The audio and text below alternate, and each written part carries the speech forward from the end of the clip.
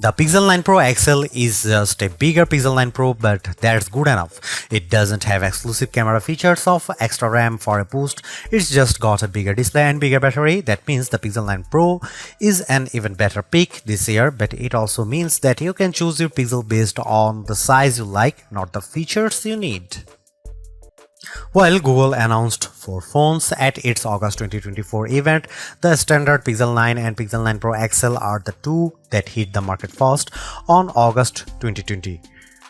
Meanwhile, the Pixel 9 Pro and 9 Pro Fold arrive on the scene September 4. In the UK, you can pick up the Pixel 9 Pro XL with double the storage at no extra charge on purchases made from September 5. US buyers can nab $200 in-store credit if ordering before August 28, and Australian buyers can pick up a limited edition poster with purchases made before August 25. The addition of the new smaller Pro model this year helps Google justify its decision to render the Pixel 9 Pro XL the most expensive candy bar Pixel to date. It starts at $1,099. It's practically like for like when compared to equivalent storage option of the iPhone 15 Pro Max, truly putting an end to the notion that the Pixels are the affordable flagship option. For the asking price, you also get a year's access to Google One AI Premium 2TB plan, which as well as granting access to Gemini Advanced and Gemini Live includes more general Google benefits like Fitbit Premium Access, Nest Aware, 10% back on Google Store purchases, and unlimited Magic Editor saves in Google Photos. A pixel in iPhone font, that's the shorthand I keep coming back to the newer Pixel 9 series design language. The size and feel of the XL's new squared aluminum frame immediately reminds me of Apple's current iPhone 15 Plus and iPhone 15 Pro Max in the hand. Does that polished metal attract fingerprints? Absolutely, but not anywhere near as badly as expected. This new squared form paired with the heaviest build of any candy bar Pixel yet leads to a more premium look and feel overall. This is helped further by the Pixel 9 Pro XL's slimmer profile compared to the Pixel 8 Pro, and side by side with my wife's old Pixel 6 Pro, the jump in build quality is truly impressive. One update I'm not sure I love quite so much is the loss of the camera bar, which is replaced in this generation with a camera peel that protrudes out of the phone's rear panel at 90 degrees. It makes for a more bold and confident aesthetic, but it's not as quickly identifiable as the bar. As well as the cosmetic changes, Google also claims that the Pixel 9 Pro XL's new mid-frame design, not to mention its 100% recycled aluminum outer frame, Gorilla Glass Victus 2 front and rear panels, and IPC state-certified protection against dust and water ingress, make the new phone twice as durable as its predecessor. In my time with the Pixel 9 Pro XL, by trying to keep it out of harm's way as much as possible, the finish has remained unscathed, but whether it will age as gracefully as its titanium-clad competition from Apple and Samsung remains to be seen. Both sizes of Pixel 9 Pro come in 4 colorways, with Obsidian pictured most prominently in this review. The hazel finish most closely apes the iPhone 15 Pro's natural titanium look, and the Galaxy S24 Ultra's titanium grey, while porcelain and rose quartz offer decidedly more vivacious options. The Pixel 8 Pro Super Extra display feels like a noteworthy upgrade from the panel on its predecessor, and while not as earth-shattering an improvement this generation, the Pixel 9 Pro XL screen is a great refinement yet again. Although it sports the same resolution as the Pixel 8 Pro's panel, both high brightness and peak brightness levels have been cranked up to 2000 and 3000 nits respectively, meeting or beating key rivals in a spec-for-spec comparison. Add to that the panel's flat design, its thin, equally proportioned bezel on all sides, and its excellent viewing angles, and the Pixel 9 Pro XL's Super Extra display is a thing to behold. As before, the use of an LTPO OLED panel facilitates a dynamic refresh rate from 1 to 120Hz, making it ideal for always-on display functionality thanks to the implied power-saving benefits, while also still serving up a snappy user experience when swiping around the UI. One of the more prominent changes you might not immediately notice is the fingerprint sensor. Instead of the optical module used since the Pixel 6 series, Google has gone the way of Samsung and instead kitted the Pixel 9 Pro XL's display with an ultrasonic sensor. I didn't notice a huge difference when making the switch from my Pixel 7 Pro, but in side-by-side comparison it lives up to the promise of a 2x speed improvement. Perhaps more useful is the greater reliability, especially with damp fingers or when used in the rain. One side effect of this latest generation Pixel launch happening earlier than usual is that the whole series runs Android 14.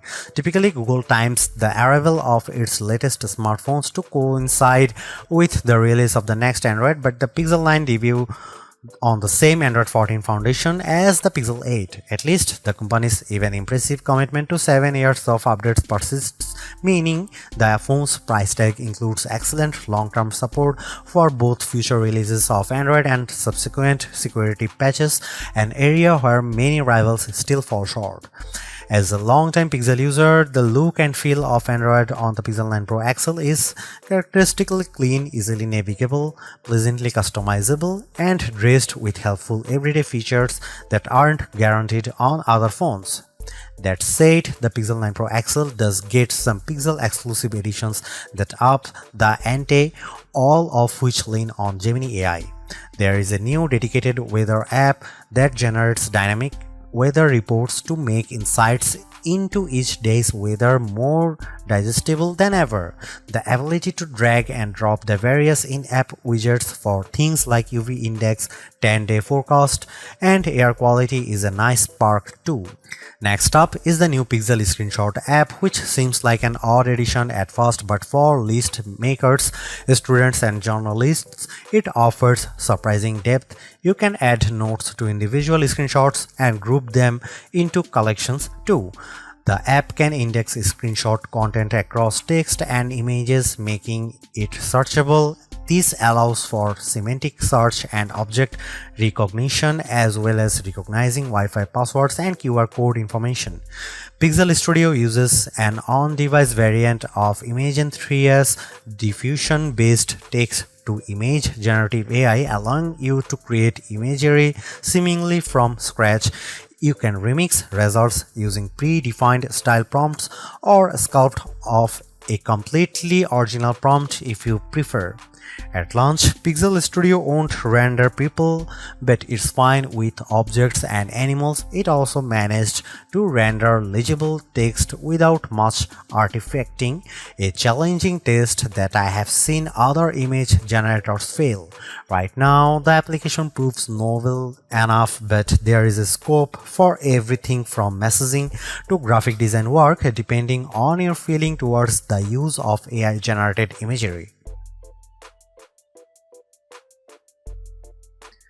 The price of the Pixel 9 Pro XL also includes a year's access to Gemini Advance, meaning you can interact with its latest off-device model in Gemini 1.5 Pro and gain access to Gemini Live, Google's conversational AI experience.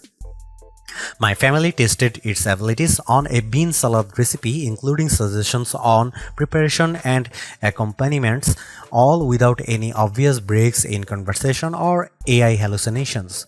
I also had it explain how to change various Gemini and Android settings, although its inability to take actions on many features feels like a missed opportunity, or at least an area that Google should focus on as it expands the assistant's functionality.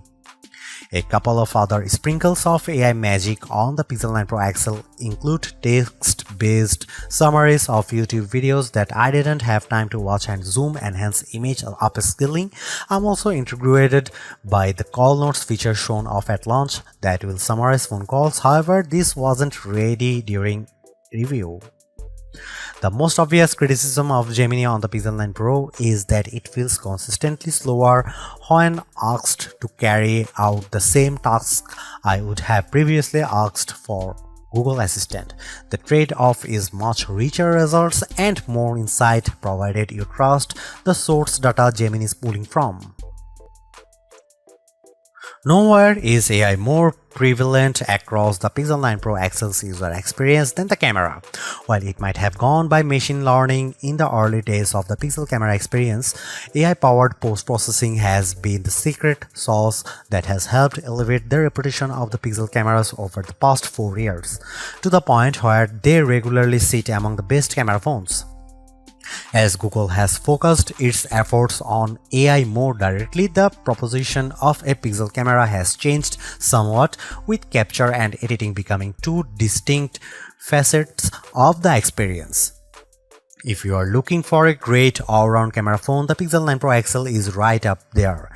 A revised HDR Plus pipeline puts into practice the company's learnings from previous entries, paired with new training data to create images with a more true-to-life appearances, better exposure, dynamic range, details, contrast, and colors.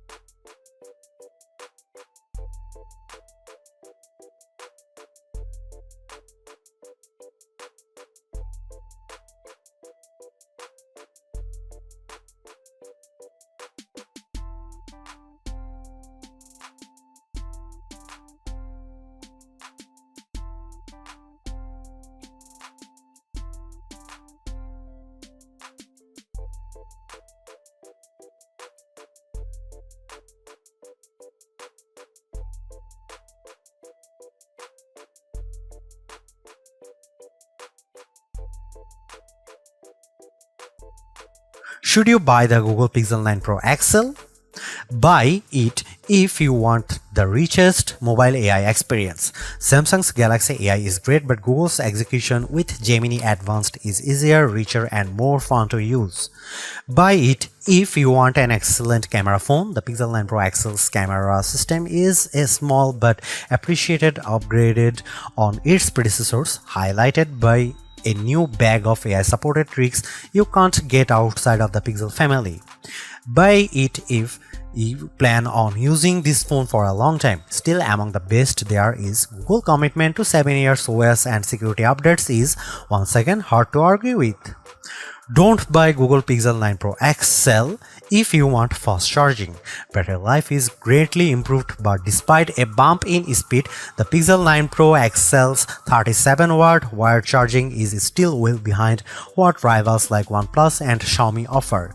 Don't buy it if you want the best RAM and memory. While Samsung forges ahead, Google seems reluctant to move to the latest, fastest, and most power-efficient RAM and storage in its phones, which stings when they cost about the same. Don't buy it if you want to play a lot of games. Google's mobile silicon isn't built for gaming, and while the Tensor G4 handles intense games as well, you will get a much better experience with a recent iPhone or any flagship rival running the latest Snapdragon chipset.